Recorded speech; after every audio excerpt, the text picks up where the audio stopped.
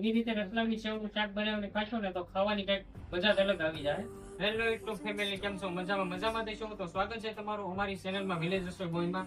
ને આજની આપણી રેસીપી છે કાઠિયાવાડી રતલામી સેવનું શાક. તો વિડીયોમાં બન્યા રહેજો અને ચાલો આપણે શરૂઆત કરીએ રેસીપી બનાવવાની.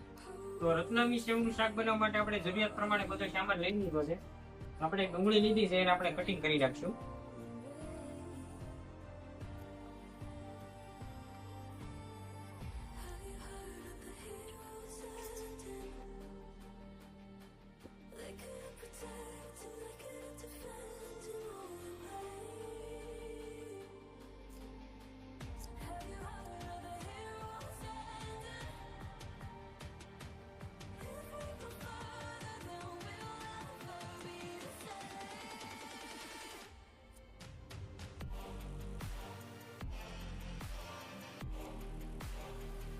ડુંગળી કટિંગ થઈ ગઈ છે. આપણે લીલા ધાણા લીધા છે એને પણ આપણે જીરા કટિંગ કરી નાખશું.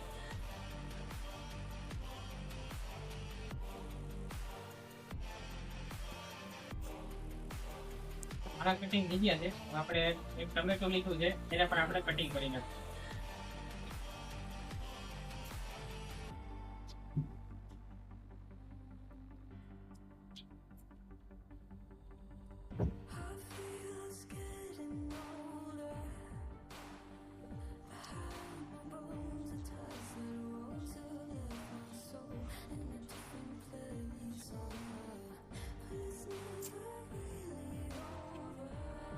આપણી જરૂરિયાત પ્રમાણે બધી વસ્તુ કટિંગ થઈ ગઈ છે. આપણે તેલ મૂકી દેવું. તો આપણે હવે જરૂરિયાત પ્રમાણે તેલ એડ કરી દેવું.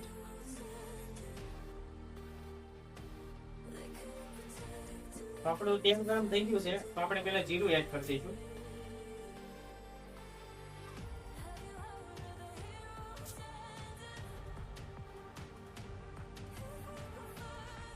હવે આપણે કટિંગ કરેલી ડુંગળી એડ કરી દઈશું.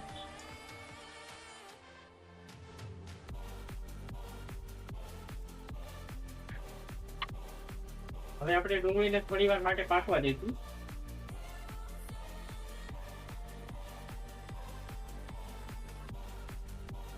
ડુંગળી પાકી ગઈ છે. હવે આપણે કટિંગ કરેલા ટમેટા લીધા છે એ પણ આપણે એડ કરી દઈશું.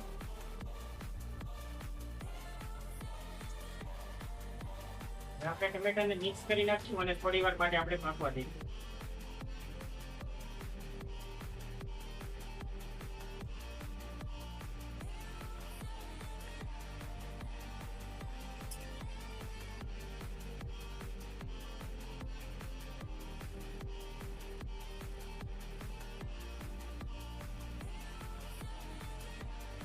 આપણા ટમેટા પાકી ગયા છે તો આપણે સ્વાદ અનુસાર નિમક એડ કરી દઈશું.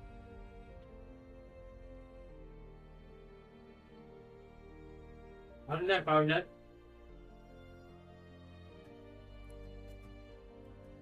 ધાણા જીરું પાવડર,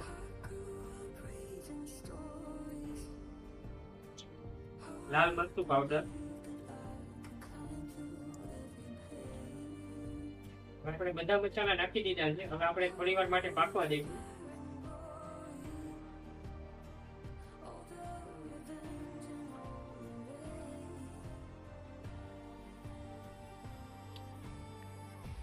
તો આપણા મસાલા પાકી ગયા છે. તો આપણે જરૂરિયાત પ્રમાણે થોડુંક પાણી એડ કરી દઈશું.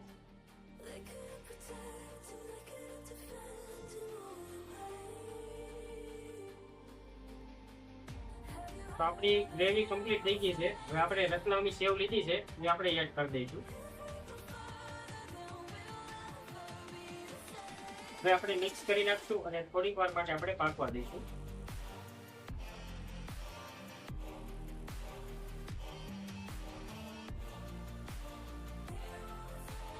આપણે લીલા ધાણા એડ કરી દઈશું.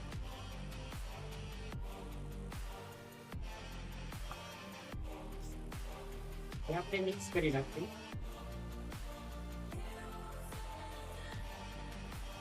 તો આવી રીતે રતલામી સેવનું શાક બનાવીને ખાશો ને તો ખાવાની કઈક મજા જ અલગ આવી જાય. તમે જોઈ શકો છો આપણું શાક બનીને કમ્પ્લીટ થઈ ગયું છે. આ વિડીયો તમને ગમ્યો હોય તો લાઈક, શેર અને સબસ્ક્રાઇબ કરવાનું ભૂલતા નહીં. ફરી પાછા આપણે વિલેજ રસોઈ બોય સાથે